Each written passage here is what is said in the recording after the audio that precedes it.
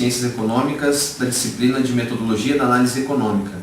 E na noite de hoje nós vamos abordar alguns temas referente à vida do autor que nós estamos fazendo o trabalho, que é Karl Marx, né? Ele nasceu no dia 5 de maio de 1818 em Trier, na Renânia, que é uma província da Prússia, antiga Alemanha. Ele é oriundo de uma família judaico-alemã e foi batizado em uma igreja protestante. Em relação à sua vida acadêmica, ele cursou 3 faculdades, né? Filosofia, História e Direito, e foi um revolucionário, cientista social, que marcou a história política do mundo com as suas ideias humanitárias. As ideias dele buscavam promover uma distribuição de renda justa e equilibrada entre as pessoas, né? Suas ideias influenciaram a chamada Revolução Socialista, né, que foi movida por mais da metade da população mundial da época. No ano de 1843 ele se muda para Paris, né, a capital francesa, impulsionado, e essa mudança ocasiona, então, colabora muito com a sua obra Contribuição à Crítica da Filosofia do Direito, né, de Hegel. Quando ele foi expulso da França, só anotar isso. Ele é expulso da França e se instala em Bruxelas, onde ele faz uma consistente amizade com Friedrich Engels, e junto a ele eles publicam várias obras, né? Entre eles Sagrada Família, Ideologia Alemã e o Manifesto Comunista, né? E todos esses livros dele tiveram colaboração de Engels. Quando ele é expulso da Alemanha, ele vai para Londres e ele acaba vivendo numa vida muito precária, né? Muito pobre. Logo que ele se muda para a capital, ele dedica os seus estudos econômicos e históricos, publicando artigos para jornais. Ele estava desiludido já com as mortes da sua mulher em 1881 e em 1883 com a sua filha, que morrem nesses anos aí. Então ele acaba morrendo, né, por decorrência de desgosto, depressão. E após isso que Friedrich Engels reúne toda a documentação que Marx deixa e atualiza o Capital, né? Então o Capital que nós vemos hoje, ele é um tanto quanto diferente da época que Marx mesmo publicou, porque ele deixou de inserir diversas fontes, diversos conteúdos. Os pensamentos do Marx sobrevivem até hoje, né, como a gente pode perceber, mesmo que em um mundo muito capitalista. Embora praticamente ignorado pelos acadêmicos e estudiosos da época, Marx é um dos pensadores que mais influenciaram a história da humanidade mais recente, né? O conjunto de suas ideias sociais e econômicas, das suas ideias políticas, também transformam as nações e criam hoje blocos totalmente hegemônicos. Marx criou uma nova lógica, a dialética marxista, para demonstrar suas teses, tendo se inspirado na lógica dialética de Hegel. As leis básicas da nova maneira de analisar a natureza, tanto no mundo físico quanto no mundo social, são as seguintes. A lei da união e a luta dos contrários. Ela seria conhecida como a interpretação dos contrários, que é fundamentada na contradição. Assim, existem elementos que, embora convivendo entre si, se excluem mutuamente, entendeu? Criando uma certa contradição, que é o caso das classes capitalistas, dos trabalhadores, ou então dos senhores feudais e dos servos, que viviam lutando entre si. Essa contradição é o motor gerador das transformações sociais. Então essa lei explica o porquê a natureza se transforma.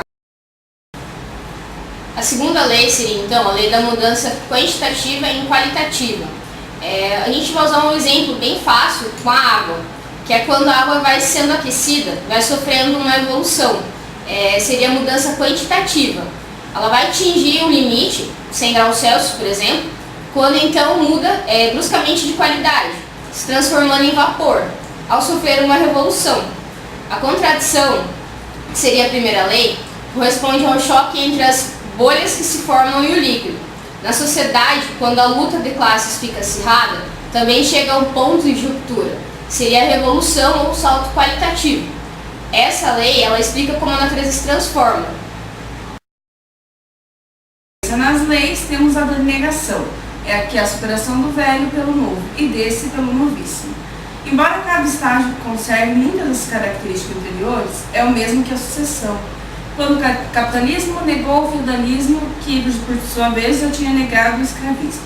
Mas cada novo sistema econômico conservou muitas das características dos seus antecessores. Essa lei mostra a tendência do desenvolvimento natural. Temos também a lei do valor do trabalho, que é o preço da mercadoria, é composto por um capital constante, que é a matéria-prima, a depreciação, e um capital variável, que seria, no caso, salários. E a mais-valia, que inclui juros, lucros, aluguéis e renda.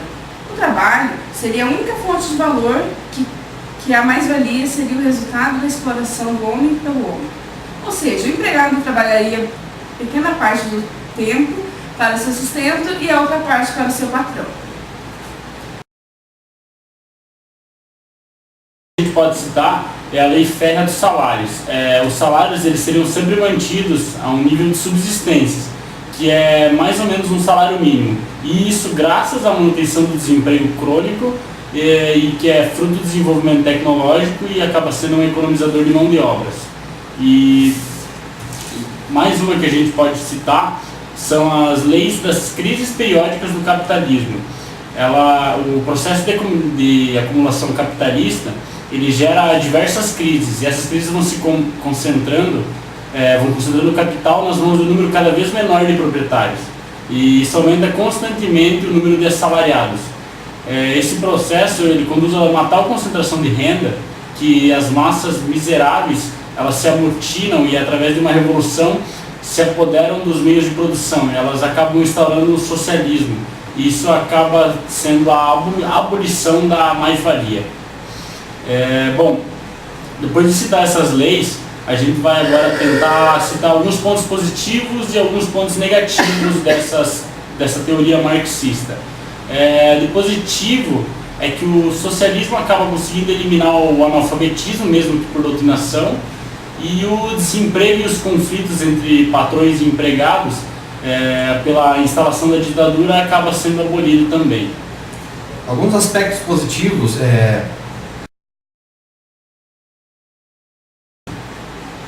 Alguns aspectos que a gente pode citar também são os negativos, né?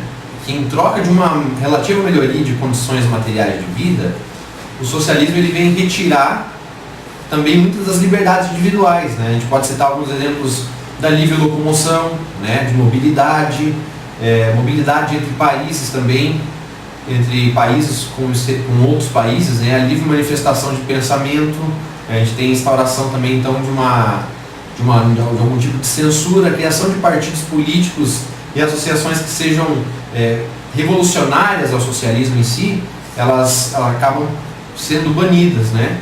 A privacidade individual também, e além de outras tantas restrições.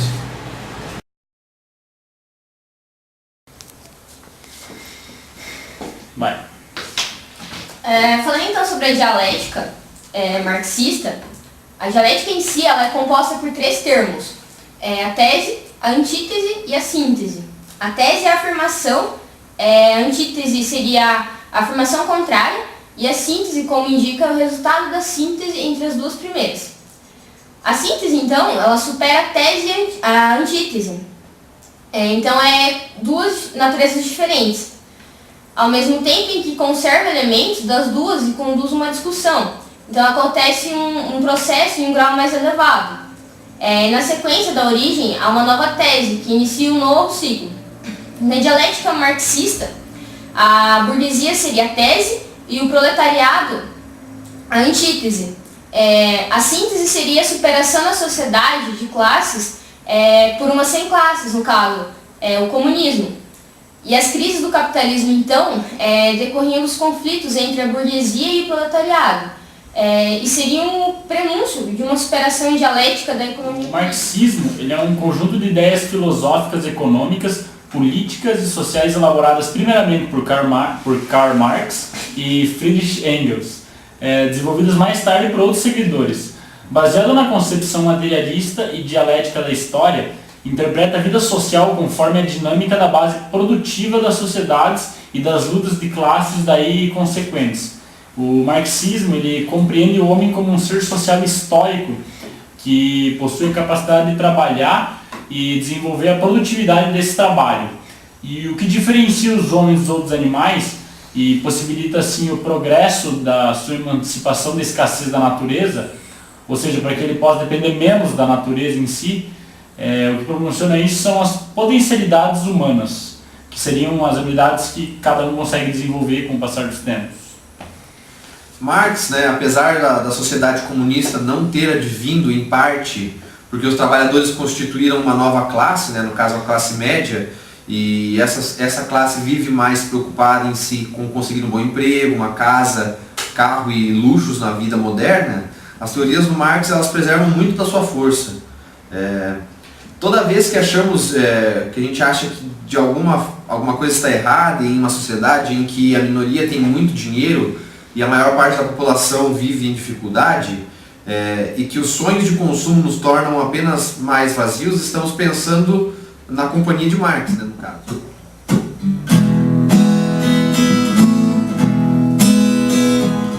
Não era pra você se aburguesar, era só para derrubar aquele rei, meu bem, aquele rei.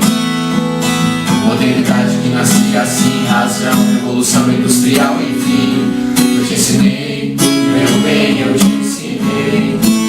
Não vai ser tão fácil assim fazer revolução. O movimento como da mão, o que importa é a transformação. Não venha desequilibrar a ordem e a harmonia. Eu sofri muito quando cai, agora eu vou curtir a vida. Marx me liga na história da luta do povo que pede socorro, querendo se libertar da mais-valia que explora o trabalhador. Lutar com amor para você poder evolucionar. Marx me liga na história da luta do povo que pede socorro, querendo se libertar da mais-valia que explora o trabalhador. Lutar com amor para você poder evolucionar.